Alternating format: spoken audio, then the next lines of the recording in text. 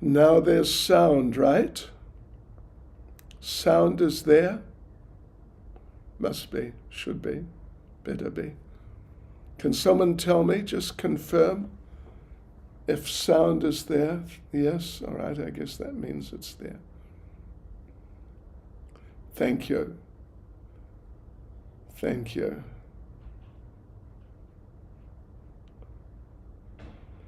You can hear me. Thank you very much. Teofly. Ojasvati Chaitanya Charan Das. Sound is here.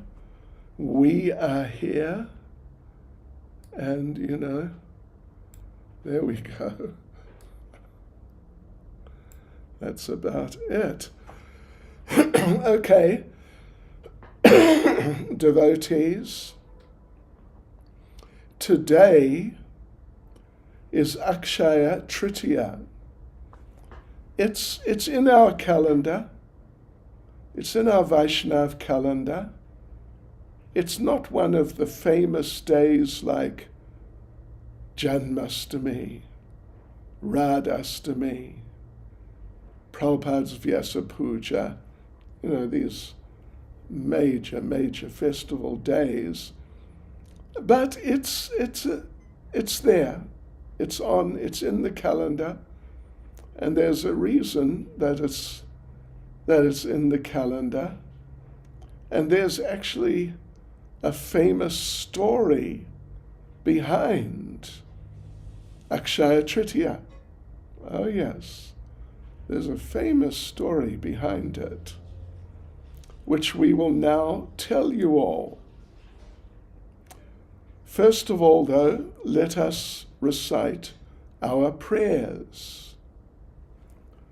Nama Om Vishnupadaya Krishna Prestaya Bhutale Shrimati Bhakti Vedanta Swaminiti Namane Namaste Saraswati Deve Gauravani Pracharane Nirvishesha Shunyavadi Paschatyadeja Tarane Sri Krishna Chaitanya Prabhu Nityananda Shri Advaita Gadadha Shivas Adi Gaura Bhaktarinda Hare Krishna Krishna Krishna Hare Hare Hare Rama Rama Rama Hare Hare. So, okay, just a sec, right. So, devotees, today is Akshaya Trtiya. It is in our Vaishnav calendar every year.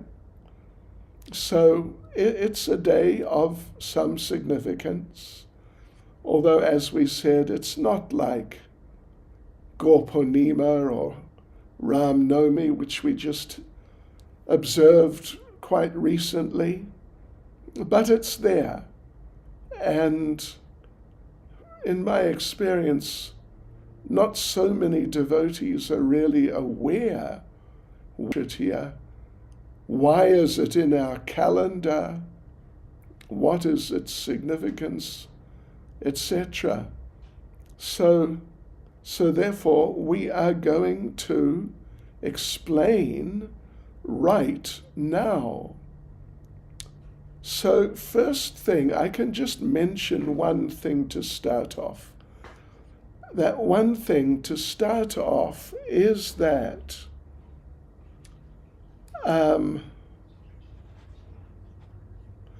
in the sort of the general Hindu tradition, there's a background which I'll mention, but I won't go into in detail. And it is to do with Lord Parasuram. Lord Parasuram is what is called a Shaktya-Vaish avatar of Lord Krishna. A type of avatar, a type of form of Lord Krishna, the original Supreme Personality of Godhead. However, Shaktya-Vaish avatar, there are 6 types of avatars Shaktiyavesh is one. And what Shaktiyavesh avatar means is that this is now an ordinary living entity like you and me. But that ordinary living entity has become empowered with the Shakti, or one of the different Shaktis of Lord Krishna. Lord Krishna has many Shaktis, many potencies, many powers. And Shaktiyavesh, in a very literal sense, very literal, Vesh basically means clothing. Like, this is my Vesh I have on here. These are my clothes. And these clothes are covering me, of course. I mean, obviously, that's the situation of all of us here. So Shaktiyavesh means that the ordinary living entity is now covered by the Shakti, one particular Shakti of Lord Krishna. And therefore, for example, in Srimad Bhagavatam, there is Maharaj Prithu. He is described in the 4th canto, and Maharaj Prithu, he is also a jiva, an ordinary living being like us, but he is empowered, he is covered by one particular power of the Lord. And that power is called in Sanskrit, the Dushta Shakti. In the case of Prithu, Dushta means to chastise, really, like violently even, to chastise people who are very, very bad, that sort of thing. Then you also get Srila Vyasadeva, Vyas, the compiler of the Vedic literatures. He is Shaktiyavesh. Not always. Sometimes Lord Krishna comes himself in the form of Vyasadeva personally. But otherwise, generally, Vyasadeva, the compiler of the Puranas, Mahabharata, Ramayana, the 4 Vedas, etc. Generally, this is an ordinary living entity like you and me, but now that living entity has become empowered with what is called in English the literary potency. The literary potency of Krishna means Krishna's ability to express himself in words. And so Vyasa has so expertly presented the Vedic literature. So anyway, we were saying that there are old histories, or particularly one old history regarding this this particular day, Aksaya Trtiya. And the main one is to do with Parasuram, who is a Shaktiyavesh avatar of Lord Krishna. Right. So that's the historical background, like Puranic background.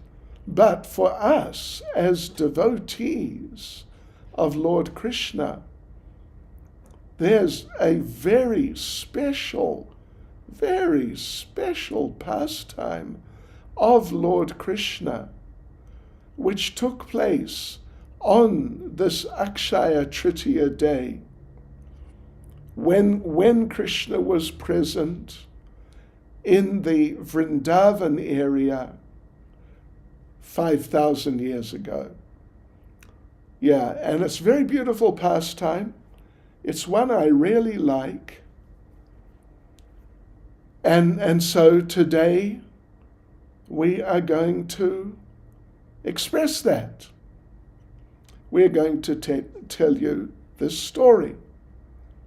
The Krishna conscious background to Akshaya Trtiya. So it goes like this. Everyone, please listen. Please sit down, relax, put your feet up. Or maybe don't put your feet up, but anyway, definitely sit down and relax, and don't worry about anything else which may be happening, and just hear this pastime of Lord Krishna and Akshaya Trtiya. Right, so what happened was that on this day, on this very day, approximately 5,000 years ago, at that time, Lord Krishna was living in Nandagram. Nandagram, Lord Krishna, when he first appeared, he appeared in the prison house of Kamsa in Mathura. Then, the same time, that within an hour or something like that, the father, Vasudeva, carried Lord Krishna physically, carried him across the Yamuna to, on the other side, is a very famous area called Gokula. So in this way, Krishna was he escaped from the prison of Kamsa. So then Krishna, he spent about 3.5 years in the Gokula Mahavan area, just on the eastern side of the Yamuna River. So then, after maybe 3 years, 3.25, 3.5, give or take, then Nanda Maharaj, Lord Krishna's father, and the other Brijbasis, the leaders of the community there, they decided to move from Gokula Mahavan because there were too many demons coming, too many every single day, and trying to attack little Krishna. Because at this point he's 3 years old, he's just small, very small. So therefore they decided to move, and they moved first of all to more or less where the current day Vrindavan town is. I'm sure many of you know where that is. The current day Vrindavan town, about 140 kilometers south of New Delhi. So they moved there, and they stayed there for another 3.5 years, plus or minus. And then, again, there were too many demons coming. So then Nanda Maharaj and the other, like the seniors, Nanda Maharaj was the king of the cowherd men. Not like he's one of the big warrior Kshatriyas, but he was the head of the cowherd community there. So they decided to move to Nandagram, and they did. And if you go there now, you find there's quite a big hill. It's very nice. And right on top is this big old palace, big old temple, which was, at least it's on the site of where Nanda Maharaj's palace was. Right, and that's where Krishna spent his last 3.5 years in the Vrindavan area, because this is all within the region of Vrindavan. Within the region. It's still considered the Vrindavan area. So Krishna spent his last 3.5 or so years in the Vrindavan area in Nandagram. So anyway, back to Aksaya Trtiya. On this Aksaya Trtiya day, in the morning, one morning, Lord Krishna walked into the kitchen of the palace, and Mother Yashoda, she is the queen, she is the wife of the king Nanda Maharaj, so she is the queen of the palace, of the palace. She's queen of the kitchen, particularly. So one day, Lord Krishna walked into the kitchen of the palace on top of the hill at Nandagram, and there was Mother Yashoda, his mother, cooking all sorts of very nice, very tasty, snacky types of prasadam. Snacky means things like samosas, kachoris, pakoras, dokla, and all sorts of things, just all sorts of different things, like meti lagan, if you're familiar with that. And even, I don't know if you're familiar with pakori. I think we've all heard of pakora, but there's also pakori, which is something a bit different from pakora. It's quite different. So there's Mother Yashoda, and she's cooking, and, cooking all these things and keeping them one side and then cooking another batch. And it's all going on. And Krishna walks in. And of course, when Mother Yashoda is cooking, it's always, practically always, whatever she's cooking, it is for Krishna. So Krishna walked in and he assumed, aha, this is all for me. All these different goodies are for me. So Krishna then, he asked Mother Yashoda,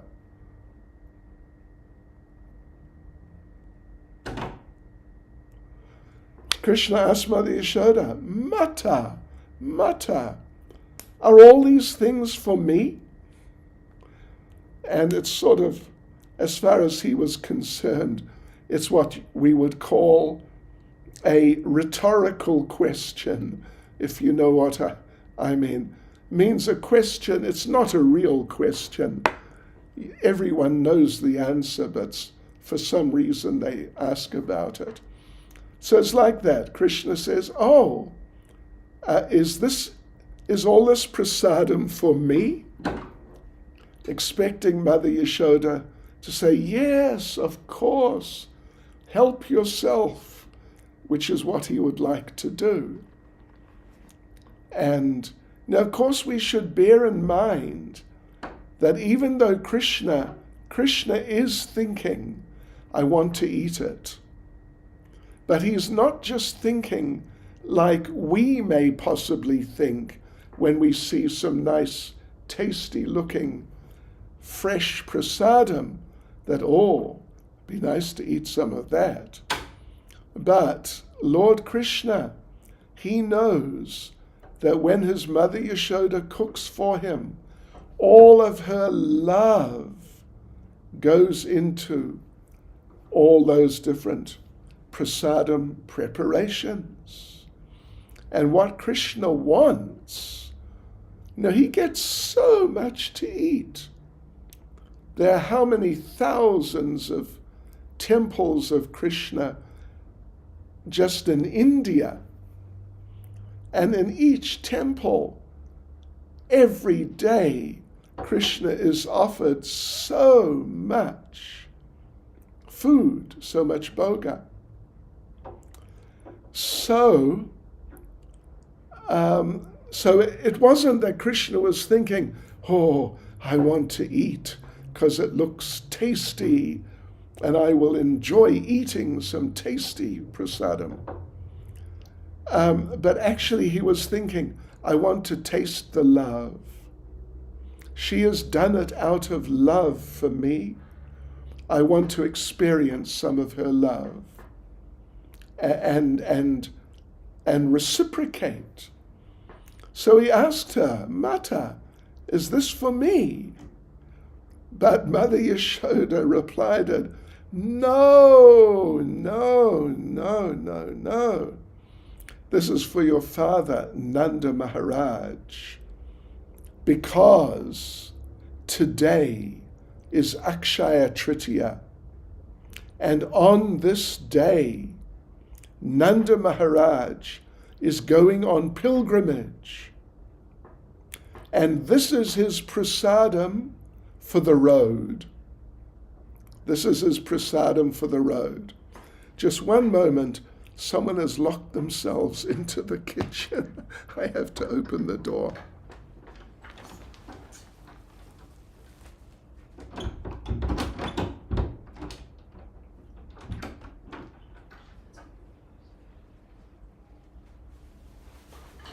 Okay, yes, we saved an imprisoned soul, I think. Yeah, so yes, this is not for you, Krishna. This is for your father, Nanda Maharaj, because today he's going on long journey, a long pilgrimage to Prayagraj, very sacred place of pilgrimage. It is from Vrindavan, I don't know how many kilometers, not so far, some hundreds of kilometers. It's still part of Uttar Pradesh, the same state that Vrindavan's in. And so then, just at that moment, Nanda Maharaj walked in and started to pick up the prasadam, put it in bags and get ready to take it with him. And Lord Krishna, because Krishna's still small, he's not more than 10 years. He might be, at this point, he may well just be 8 years old. He's still a small boy. So Krishna said, Pita, because in Sanskrit, the word for father is Pita. Pita. Pita, Pita. Where are you going, Peter? You're going Prayag, Peter? Where's Prayag? Why are you going to Prayag, Peter? Why are you going? Krishna asked Nanda Maharaj like that. So Nanda Maharaj said, well, all year I work so hard farming. Every day I'm out in the fields, herding the cows. Sometimes we produce some crops. We work hard just to support the family. just to support the family. So it's material activity. It's just so the family can eat and we can get some income and get some clothes and other necessities for maintaining our material bodies. So it's material. And whenever you do material activity, there is karma. Means there are reactions to all of that work you do to provide material things for the family. So all year I've been doing this material activity and accumulating so much karmic reaction. So therefore, once a year, on Aksaya Trtiya, I go to Prayag, that very sacred place. And it's a long journey, few hundred kilometers. So I go there, then I bathe in the waters there. Because in Prayag, there is the confluence of three rivers join together and become one from that point on. That means Ganges, Yamuna, and Saraswati. They all meet at Prayag and they all join and become one. So it's a very sacred place. So yes, I'll go and I'll bathe there in the confluence of those three sacred rivers together. And in this way, I'll get cleansed of all the karmic reactions that I've accumulated from all my materialistic work that I've been doing just to provide food, etc., for the family. So I'll become cleansed of all that karma. I'll become purified. And then I will return back here feeling purified. And Nanda Maharaj said, and it's a long journey, so therefore I have all this prasadam for the road. He had, quite some fairly serious bag of samosas, kachoris, pakoras, and, dokla, and meti lagan, and pakori, and just all sorts of different other things too. Yeah, so I have to take this, because it's a long journey. It has to last a few days. So Krishna said, oh, I see. Okay. So Nanda Maharaj said, I am about to leave now. I am ready. And now I've got my prasadam for the road. So I am going to leave right now. But what we must do, Krishna, you come with me. Let us go down to the bottom of the hill. And at the bottom of the hill, there is a famous lake, Pavan Sarovar. Really nice. I mean, generally, it's really beautiful. It's just great. And it's, by Vrindavan standards, it is big. It's one of the bigger ones. So Nanda Maharaj said, you come with me. We'll go down to Pavan Sarovar. You and I will take bath there. And then you come back up here. You come back home. And I will set off. I will walk off to Prayag. Okay, so off they go. So Nanda Maharaj, with one hand, he's holding Krishna's hand. With the other hand, he's holding his prasad for the road. And down they're going, down the hill, because it's a bit of a walk. I mean, it's not very far, actually. I don't think it's more than half a kilometer, but, it's some hundreds of meters down. So they're walking down, prasad, Krishna, down the hill. Suddenly, Krishna pulled on the hand of Nanda Maharaj. And Krishna said, Peter, give me one samosa, Peter. One samosa, just one. And Nanda Maharaj said, no, I can't do that. I've got this long journey, and I've only got this one bag of prasadam. What will happen if I run out? It will be very bad. It will be very difficult for me. If I run out, if my prasadam for the road runs out, I will have to buy potato chips. In South Africa, we would say Simba chips or Lays. I'll have to buy commercial potato crisps. And that's not very good.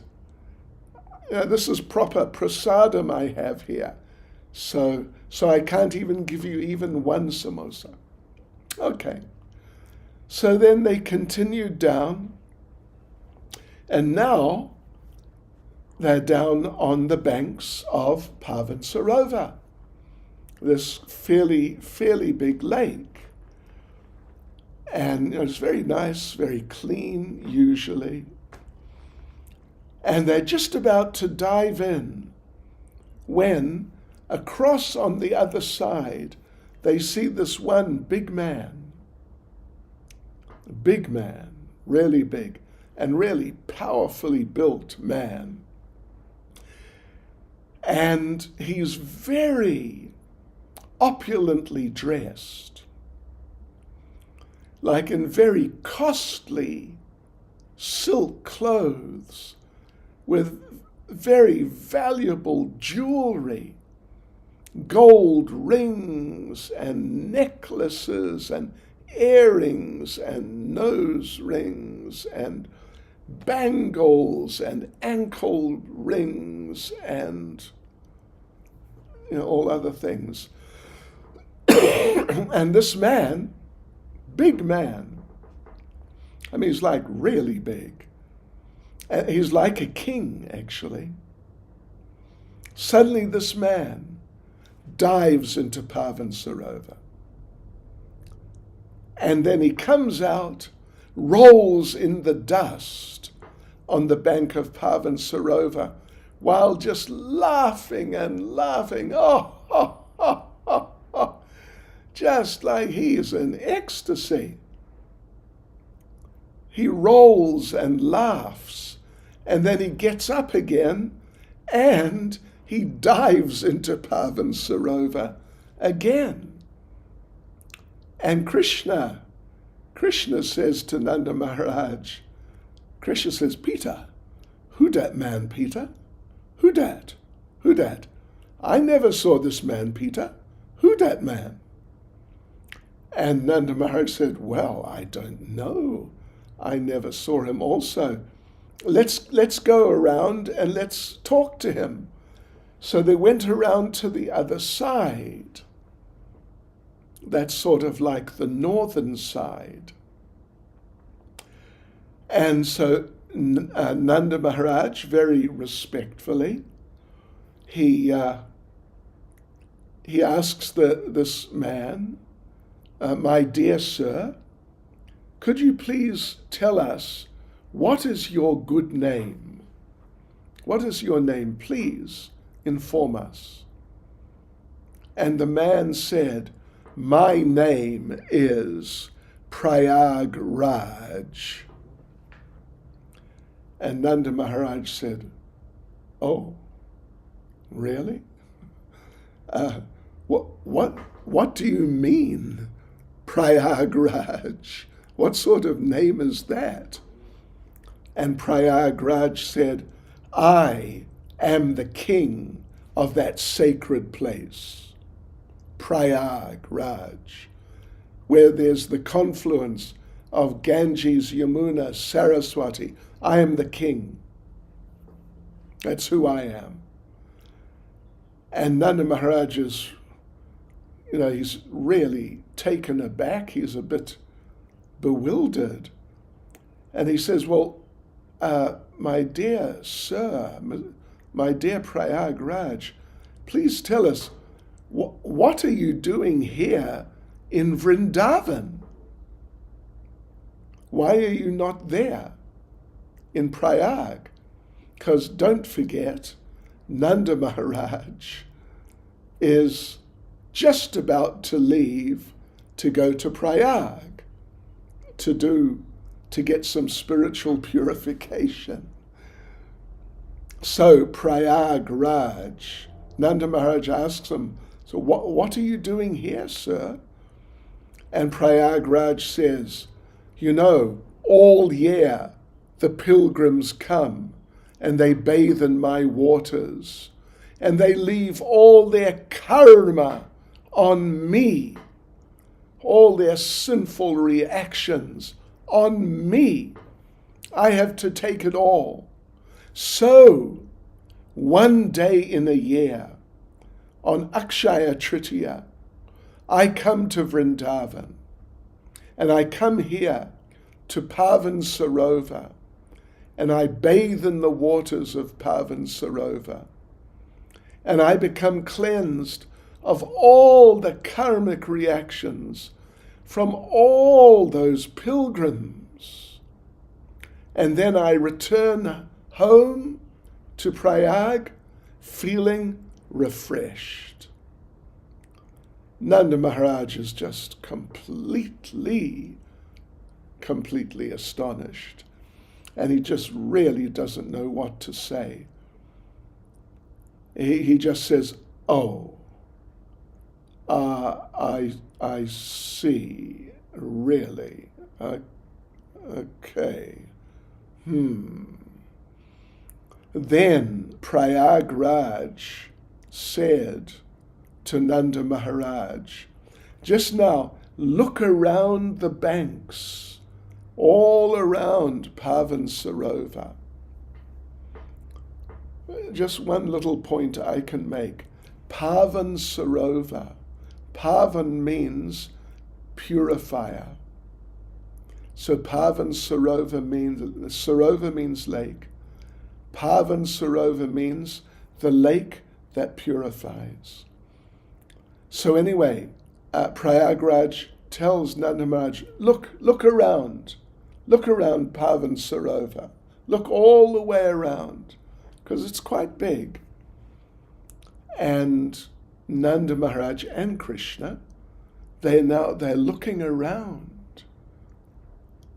all the different sides of Pavan Sarovar. And what do they see? They see all these big people, very handsome, very beautiful, like demigods. And they're dressed like demigods, very opulent clothing, and very amazing jewelry, like you normally don't get on this planet. And all these types of things. And there are all these people. There's actually dozens. There's hundreds of them, in fact, around Pavan Sarovar. And Nanda Maharaj, he hadn't seen them before, but now he sees them. And now he's just like, this is completely incredible. And Nanda Maharaj said, well, who are they? Who are these people? You know these people. And Prayagraj said, These are all the personalities of all the sacred places, of all of them. Yes, and he pointed out a few. You see that one woman over on the other side? You see that one lady with the blue sari? She is Ganga Devi, presiding deity of the river Ganges. And you see that big man with the blue turban? That is Badrinath, the presiding deity of Badrik Ashram. And you see this other lady with the green sari just nearby? This is the river Kaveri. And you see there's the one big man, with the silver-colored clothes. He is Kurukshetra. So like this, Prayagraj pointed out a number, out of that large group of a few, some hundreds, he pointed out some of the most important of them. And then Prayagraj told Nanda Maharaj, all of us come here on Aksaya Trtiya. All of us. Because all year we are at our places, our sacred places. We are there. And all year we take the karma of all the pilgrims who come and visit and bathe or just visit our places. So all that karma accumulates on us. So therefore, one day in a year, Akshaya Trtiya, we all come to Vrindavan, and we all come here to Pavan Sarovar, and we all take bath in Pavan Sarovar, and we get cleansed of all that karma which has been left on us by all the pilgrims during the course of the year.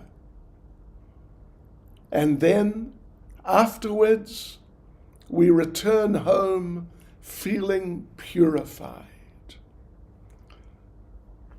So Nanda Maharaj is just completely speechless, basically. He's just completely overwhelmed. So Nanda Maharaj said to Krishna, he took Krishna by the hand again. Well, this is Krishna, the Krishna hand. Come with me, Krishna.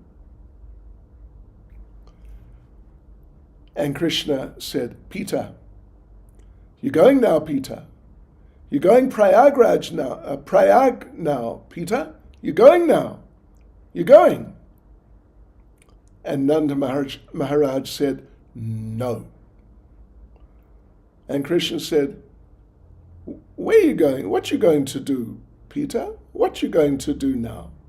You're not going Prayag. What you going to do now? Nanda Maharaj said, I am going to bathe in Pavan Sarovar, and then I'm going back to Nandagram. That's what I'm going to do. Come with me. So off they went again, back around to the other side that they had come from, which is the southern side. Yeah, just beneath the hill, Nandishvara hill, on top of which is the palace, or now it's the temple. So they took bath, and then they got themselves together again, and now they're walking back up the hill to, excuse me, to Nandagram. And Nanda Maharaj is holding Krishna's hand.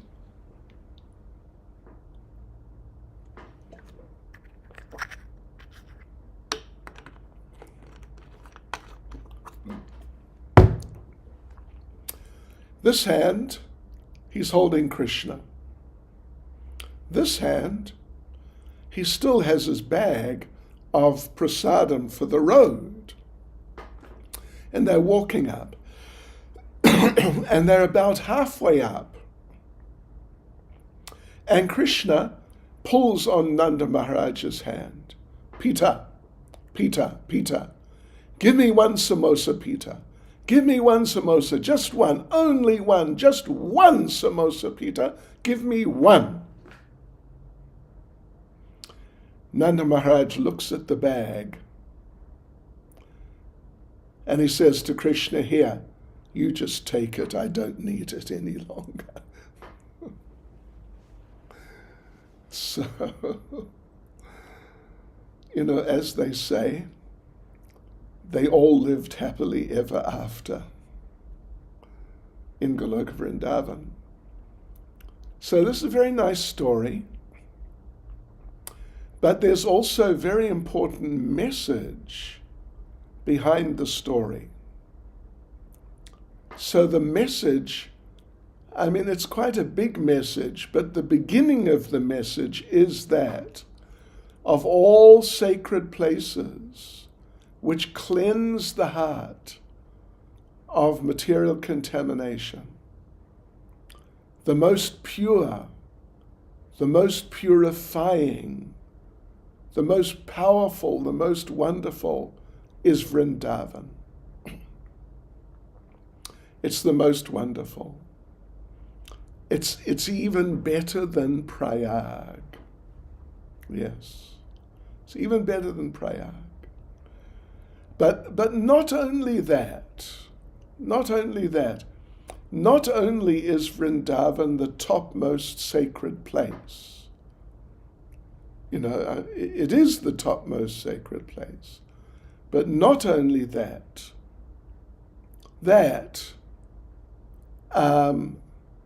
of all scriptures, Bhagavad Gita, the scripture of Krishna, of all scriptures, Bhagavad Gita is the most sacred. Just like Vrindavan is the most sacred place. Then, of all mantras, of all prayers, of all songs, the Hare Krishna Mahamantra is the most sacred, the most purifying, the most powerful, liberating mantra is the Hare Krishna Mahamantra. Yes. Then not only that,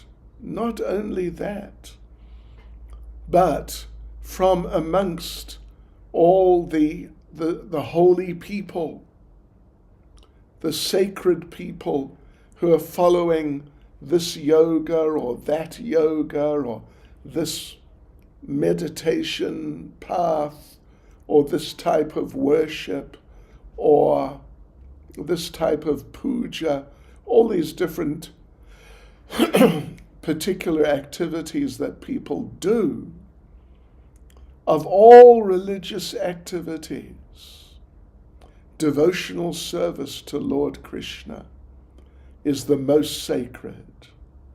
It's the most purifying, the most beneficial, and the most wonderful. And, well, not only that, how about of all types of foodstuffs? When you go to these sacred places, they always give you some prasadam, but sometimes it's not really very proper prasadam. Like, I'll give you an example. We were up in Newcastle, and we went to visit a couple of towns in the sort of surrounding areas and had programs with in the Hindu temples in those towns.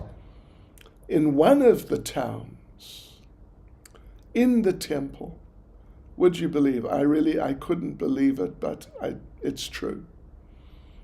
They offered us prasadam. They're just giving everyone a little bit of something, a little bit of something else. So there was, what was it? It was something cooked. It was sort of like maybe Veda or a half of a Veda or something like that. And, we would not really accept that. But the person distributing it, one lady, she tried to offer it to me, and I said, no, it's all right. But then she said interesting things. She said, oh no, you can't take this because you don't take onions and garlic. Means they're in the temple, in the name of prasadam, they're distributing onions and garlic, which are very sinful, actually. When you eat onions, you're eating the hoof of the cow. So anyway, having said that, out of all types of foodstuffs, including prasadam, including what is meant to be prasadam, let me tell you an interesting point. I'm sure some of you have been to Tirupati. In the Hindu world, it's by far the most famous, by far the most heavily attended. It's just totally in a class of its own. Only a few years ago, and they do prasadam distribute like free. There's a whole place, it's a couple of 100 meters away from the main temple, a little bit up on one hill, and thousands of people go there every single day.